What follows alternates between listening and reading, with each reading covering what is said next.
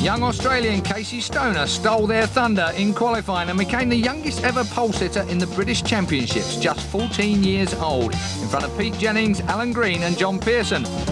On row 2, Robinson and Tibble side by side. On row 3, Leon Camier, he's only 14 as well, with Jones, Owens and Robinson. And on row 4, Jason DeSalvo, just 16, with Walker, Ford and Elkin. Start then for the 125s. They started at 11 o'clock this morning and already they are coming under starters orders. The green flag is up at the back now. Then it's all going to be about watching for Paul Robinson on row 2. There he is, number 18, and Kenny Tibble right alongside him. That is the championship. They are the men in it as they turn to green now, and this track still, Scott, very, very dodgy indeed. Damp patches all the way around here. Hasn't had a chance yet to dry out. Nightmare condition. And look at Casey Stoner right away, 48 there. Didn't even give you a chance. And Paul Robinson slots straight in behind him as well. Well, Scott's might have to do well to get in here, boy. Yeah, Jason DeSalvo got a really good start from the 4th row of the grid, so he's up amongst the top 5 or 6 riders, I think. So he's going to come through well, but I don't think the grid's going to give us a very good bearing on the race because they qualified in the wet and it's now dry. The almost OGK Swift man is running out front. Casey Stoner, just 14 years old, is right there now, and he has got Ulsterman, Paul Robinson behind him, Alan Green behind him. Paul Robinson must take the 25 points of this win if he is going to stand a chance of pipping Tibble at the post for the championship. Through goes Alan Green at McLean's. That's a brave old move considering it's the opening lap. Well, certainly nobody's going to be making it easy for him. Everybody's out there that they want to impress for the last race of the year. Well, Stuart Easton has just gone past Kenny Tibble. Kenny Tibble's losing places rather than gaining. I mean, something like in 8th place according to my counting. I'll be on my feet in a moment if he carries on like this. So Tibble going backwards, but at the front, Casey Stoner. Look at that style there. Nothing of him poking out. Just what you need on the 125 from the front. You don't want to be able to see anything sticking out in the wind, and there wasn't. There is 10 Tibble. Keep an eye on that blue bike with 10 Tibble. Over the line then, here comes Robinson fighting back with Alan Green. Robinson goes back up into 2nd place, I think. Stuart Easton is making his way through the field. There is number 10, Kenny Tibble, keeping his eye on the pack in front of him. His pit ball will tell him every time he comes down that Wheatcroft straight exactly where he's got to be. At the moment, he's got it just about covered. Robinson must be in the lead.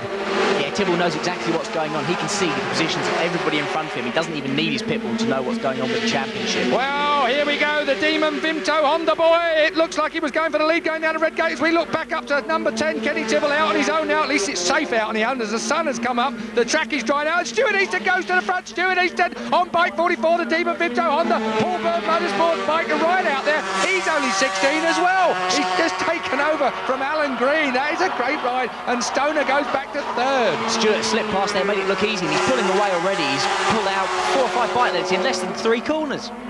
Easton under Starkey's Bridge. Well, this will be his first win of the year if he can pip this one off. So Stuart Easton really has been so close, and I tell you what, he's 4th in the series at the moment. Blue flag being waved. Oh, who's that gone down? Who's that gone down? Was that Alan Green? It is Alan Green. Alan Green has gone. That's Alan Green down on the deck. Alan Green jumps off, and that's going to cost him dear in the championship. He's 3rd in the championship at the moment with Stuart Easton chasing him in the series. If Easton wins this race, I'm no good at maths, but I reckon he might have it sorted out if he can stay in 1st place. Look at the battle for 2nd. Casey Stoner had a big moment at the old hairpin as well, so they're already trying very hard to keep up with Stuart Easton, but his pace was just better in these last few laps. Don't forget number 4, Pete Jennings on the Knots Motorcycles Honda. So the Evesham Pete Jennings is having a bit of a go at this as well. He's right there with Casey Stoner. Stoner and his mum and dad. Oh,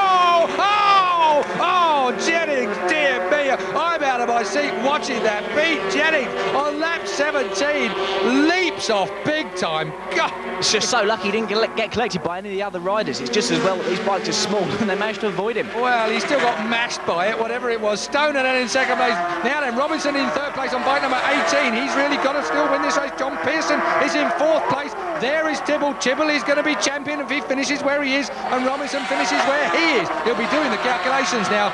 Oh, John Pearson makes it 3 out of 3. That's 3 out of the last 3 rounds, so Pearson's down again. Well, he had a pint at Mallory Park. Don't look like he's big enough to have one here. Tibble's done it all right. If he'd have been up amongst that group, he might have got taken out. There it is then. Stuart Easton takes a win from Casey Stoner. 16-year-old versus 14-year-old. That is superb. Ulsterman, Paul Robinson finishes in 3rd place. That will not be good enough, I'm sure. We look up the track to see where Kenny Tibble comes over the line. So does his family and friends. Everyone's here from the Tibble fraternity.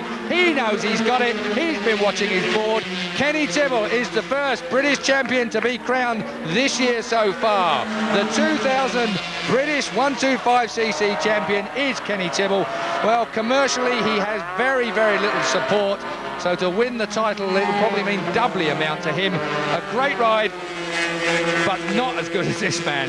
Stuart Easton, well, young man, I should say, 18 laps at 92.16 miles an hour. Easton takes his first British Championship win. Oh, that's a nice shot too. So Paul Robinson there, second in the series from Kenny Tibble. Kenny Tibble gets a big hug. Commiserations to Paul Robinson. Tibble, though, is the champion.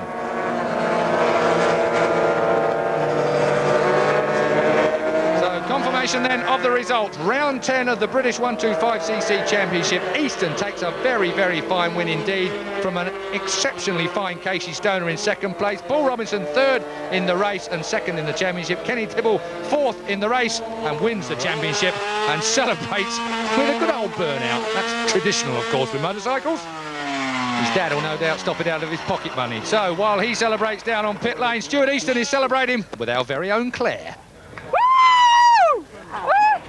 Stuart, a fantastic end to the season for you. That's right. I've waited all year for this, so it's good to win at the last round. I think Alan Green crashed there, so it's a shame for him. But I think I might be third in the championship now. So if that's true, I'm happy with that. Kenny, congratulations. It was a controlled, mature performance. You kept your head down there. Yeah, I didn't get the best of starts, and these guys just pulled away. I was making mistakes everywhere. I was dead nervous, and well done to Paul, because if I hadn't have done what I did, then he'd have been champion now. But that was fantastic, amazing. When you saw the position of Paul here, did you start to enjoy yourself when you realised that he wasn't no longer a threat in terms of your lead? I didn't relax until the last lap. When I come over the line, it said P4, and I'm thinking, oh no. And then I got round the corner and John Pearson fell off, and I thought, oh, it's just going to get worse, it's getting worse. But I was trying to work the points out in my head all race. I was like working the points out, and I couldn't work out whether I'd got enough points to secure it or not. But then I realised that third 16 and I'd got 14 anyway, so I'd only have to score 2 points to secure it. So, but it was just a manic race. People were dropping out like flies. It was unbelievable. You've got a heck of a lot of support here. I've never seen anyone with a family quite so large as yours. They're all thrilled for you, obviously. They've all come from all over the country. It's a good day for us. It's a good day. And how are you feeling? It's a bit strange at the minute, to be honest. I don't think it's sunk in yet. A heck of an achievement. Congratulations. Thanks very much. Thank you. And a sterling ride by you as well. Second in the championships. You kept up the pressure on him. It was a good ride. Yeah, it was good. I was struggling a wee bit at the start of the race, and I was worried about going too fast at the beginning and sliding off silly, and I ended up dropping to the back of the bunch, and I lost the toe on him as well. So I thought with about 5 laps to go, I seen I was in 6th place, and I knew even Kenny didn't finish. That's not enough. So I got the head down and started going harder and come up through them again into third, but just run out of time, I think. Listen, congratulations. Thank you very much. Thank you. Brilliant. So one British title decided, an emotional Kenny Tibble with relatively little sponsorship has achieved his goal. Tibble is the 125cc British champion. Tibble's margin eventually 11 points over Paul Robinson in second place. Stuart Easton did leapfrog Alan Green for that third place. He'll be happy with that. Jason DeSalvo, the American, finishes 5th. Christopher Martin, 6th. Leon Haslam, the Grand Prix man, 7th. And John Pearson, despite those crashes, 8th. King Kenny, it says, number 1 he is. Kenny Tibble, more relaxed when he makes it to the podium. But believe me, he's about to be filled in with champagne. If he doesn't know it yet, he's going to be feeling it any second.